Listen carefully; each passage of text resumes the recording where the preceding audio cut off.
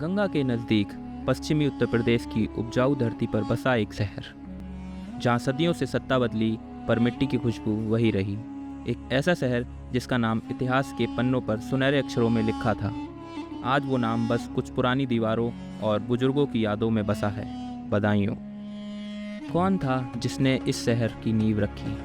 कुछ कहते हैं 11वीं सदी में अहीर सरदार राजा बुद्ध, जिन्होंने बुद्धमऊ बसाया। कुछ मानते हैं 1175 ईस्वी में अजयपाल ने इसे बसाया, और कहीं राजा लखनपाल का भी नाम आता है। इतिहास यहाँ एक नहीं कई कहानियाँ सुनाता है। महाभारत काल और राजा बुद्ध के दौर की चीज़ें आज भी यहाँ मौजूद हैं। आई चित्रनगर आंवला, जो आज के वक्त में बरेली में आता है, और बदायूं में स्थित सूरज कुंड, जो बुद्ध काल का जीता जागता उदाहरण है। 1196 में कुतुबुद्दीन ऐबक ने बदायूं पर कब्जा किया और दिल्ली सल्तनत का हिस्सा बनाया।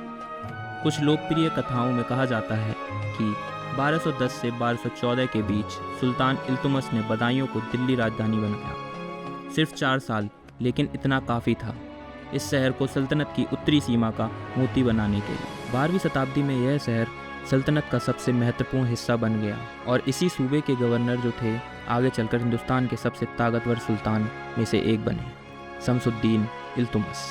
दिल्ली का सुल्तान बनने से पहले बदायूं ही इल्तुतमिश की कर्मभूमि थी। यहीं से उन्होंने अपनी ताकत को संगठित किया और दिल्ली के तख्त का सफ़र तय किया। इल्तुतमिश ने बदायूं को एक ऐसा तोहफा दिया जो आज भी इसकी शान है, बदायूं की जामा मस्जिद। 1223 में बनी यह मस्जिद भारत की सबसे बड़ी और सबसे पुरानी मस्जिदों में से एक है। रज़िया सुल्तान का बदायूं से गहरा संबंध था, क्योंकि उनका जन्म यहीं हुआ था, और यह उनके पिता दिल्ली सल्तनत के सुल्तान शमसुद्दीन इल्तुतमिश का एक महत्वपूर्ण केंद्र था। बदायूं में ही उनके पिता ने उन्हें शिक्षा दी और बचपन से ही घुड़सवारी और युद्ध कला में महारत हासिल करने का अवसर प्रदान किया। 1801 में अवध के नवाब ने बदायूं को अंग्रेजी हुकूमत को सौंप दिया, जिसके बाद बदायूं अंग्रेज़ों के टाइम में एक सिटी के रूप में उजागर हुआ। 1838 में बदायूं मुख्यालय बना। आधुनिक जिला प्रशासन की औपचारिक शुरुआत यहीं से हुई। 1913 में जजशिप की स्थापना हुई। आज भी बदायूं में अंग्रेज़ों द्वारा बनाए गए बिल्डिंग और कार्यालय मौजूद हैं, जिनमें आज भी कोई ना कोई गवर्नमेंट ऑफिस और स्कूल कॉलेज शामिल हैं। और 14 मई 1857 विद्रोह की लहर यहाँ भी पहुँची। इतिहास में यह तारीख स्थानीय प्रतिरोध की गवाही देती है। जब 1857 में आज़ादी की पहली चिंगारी भड़की, तो बदायूं के लोगों ने अंग्रेजी हुकूमत के खिलाफ बगावत का बिगुल फूंक दिया।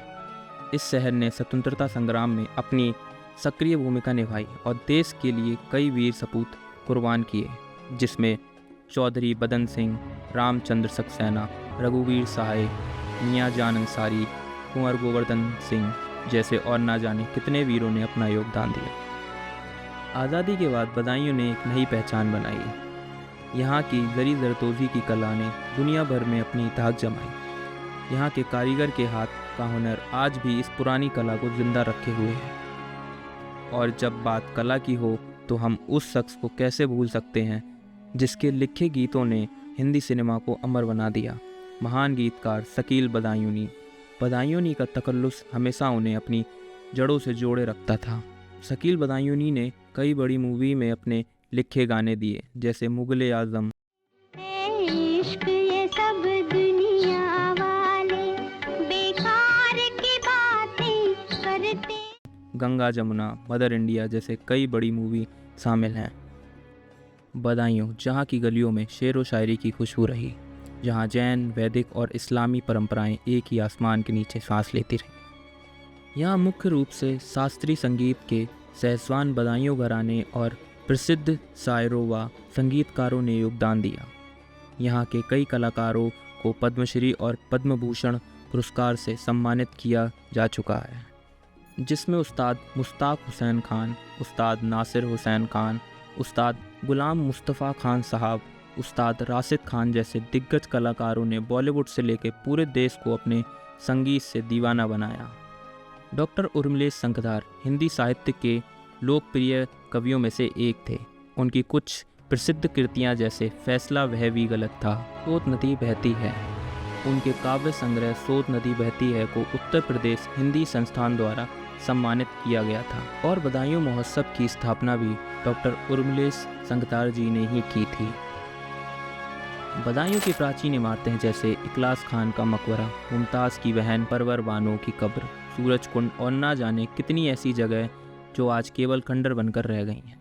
ना लोगों को यहाँ के इतिहास के बारे में पता है और ना जानना चाहते हैं कि बदायूं का इतिहास कितना बड़ा और कितना सुनहरा रहा है।